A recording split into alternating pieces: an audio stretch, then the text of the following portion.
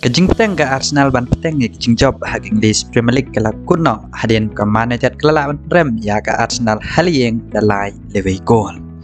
Kajing la ke manajer ban rem ya ke Arsenal dari kajing lek kai pa Marcus Rashford hak ni kajing lek kai.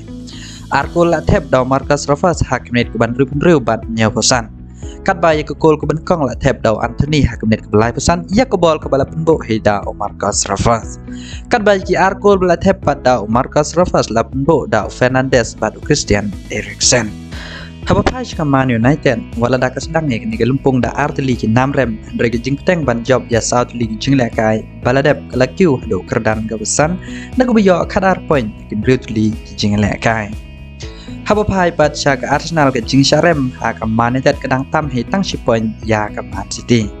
Wala da ka Man City ke job da Saul la Arkul ya ke Crystal Palace bat job ro ya ke Nottingham Forest hadu riu dan hot goal. Mereka long ke AKA ke bapen gendit ha ke jing khai persya ke Aston Villa damat lewe gol. Hanrai ke jing sharem ke Arsenal ha ke Manchester United kan long ke jing kemen bat ke jing kemen ya ke Manchester City bakan up. Lano kan ya bat ha ke do ke mej ya kan point. Namar nagin Premier League jing lekai ke Manchester City ke mat da art league nam ya khai bat South League nam job. La pelong ka ban ya khat sau point ya ke Premier League jing lekai.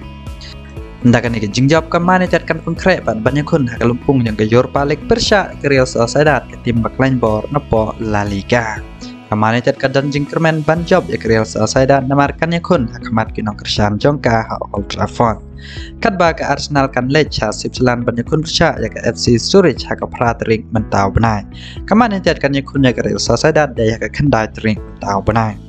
Haba pai pat show Anthony baka manajer kadang sain menta ka semai day nak klub Ajax bai lek kai hak iri Divisie League. Haba pai show Anthony hak ilai tli ke jing lek kai baladep Arteli hak klub Ajax ka wei hak Man United ulaya them ta Arkul rungkat Arteli ki assist. Tu perlok tanggi ngin si kendo pada hak wei ku video kulai shibona.